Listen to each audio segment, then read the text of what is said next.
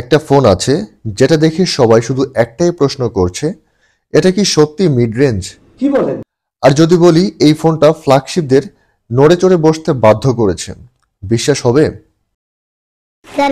আজকে আমরা ঢুকে যাচ্ছি আইকিউ নিও 11 এর পুরো দুনিয়ায়। তাই শুধু স্পেসিফিকেশন নয়, বরং কেন এই ফোন নিয়ে এত আলোচনা, এত সমালোচনা এবং কেন এত হাইপ, আর কেন অনেকেই বলছে যে এই ফোনটা হতে পারে budget superstar.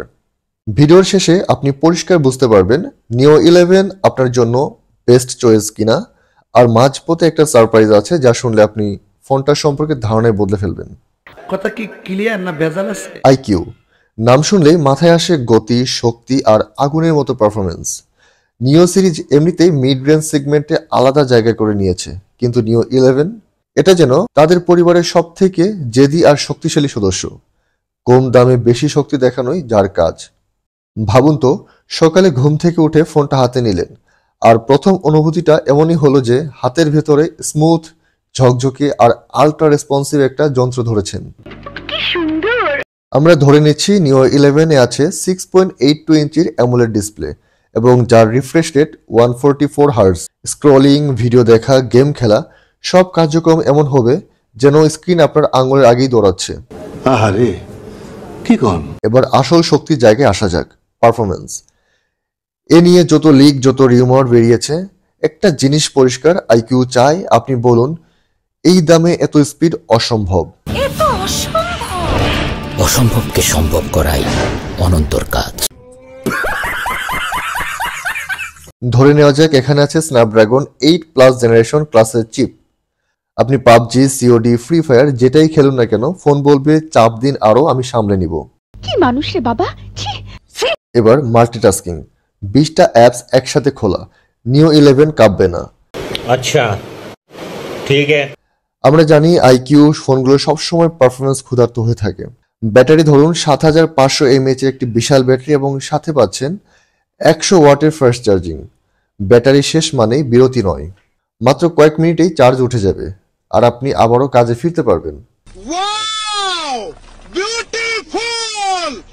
Hit management IQ এর শক্তিশালী দিক। লম্বা সময় গেম খেললেও ফোন গরম হয়ে গেলে পারফরমেন্স পড়ে যায়, এটা নিও 11 এ হওয়াটা একদম সম্ভাবনা নেই। এক কথায় শুরু থেকে শেষ গতি একই। এবার ক্যামেরা। নিও সিরিজ কখনোই ডিএসএলআর কে চ্যালেঞ্জ করতে আসে না, কিন্তু তারা স্টেবল আর শার্প ছবি দিতে জানেন। 50 মেগাপিক্সেল ওআইএস মেইন ক্যামেরা থাকাটা খুবই সম্ভব।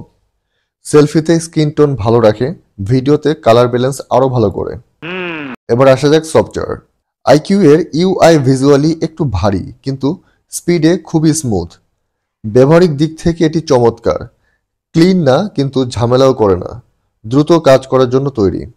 দৈনন্দিন কাজ, অফিস, পড়াশোনা, ফ্রিল্যান্সিং বা যে কোনো মাল্টিটাস্ক সব সিচুয়েশনেই নিও 11 এমনভাবে অ্যাডজাস্ট করবে যেন ফোনটা আপনাকে আগে থেকেই চিনত। প্রমাণ দাও।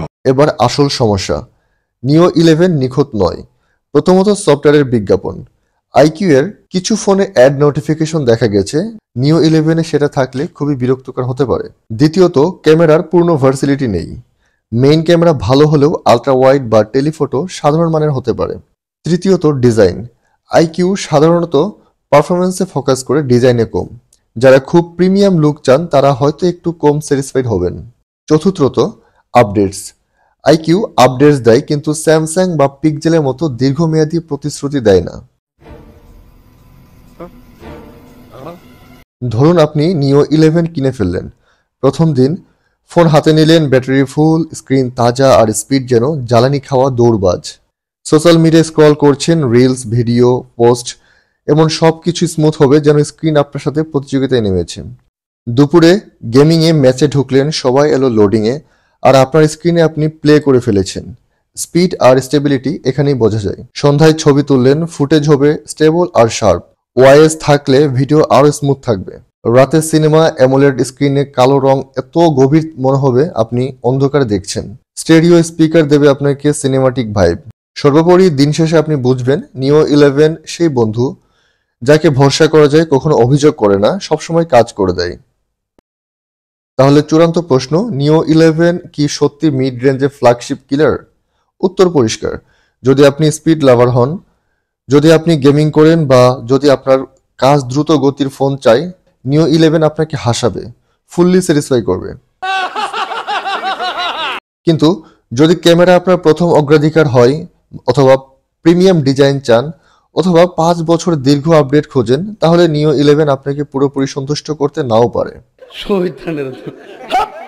কিন্তু স্পিড, গেমিং, ব্যাটারি চার্জিং এগুলোতে নিও 11 একদম ছোট্ট দানব।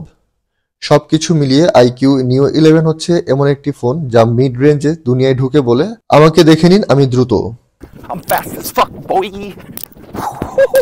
কারণ এতে আছে দুর্দান্ত পারফরমেন্স, শক্তিশালী gaming, fast charging, smooth display, ভালো স্টেবিলিটি, ক্যামেরা ভালো, ডিজাইন সাধারণ, সফটওয়্যারে মাঝে মাঝে ব্যস্ত, কিন্তু পারফরমেন্সে এটা নিখুঁত একটা যন্ত্র।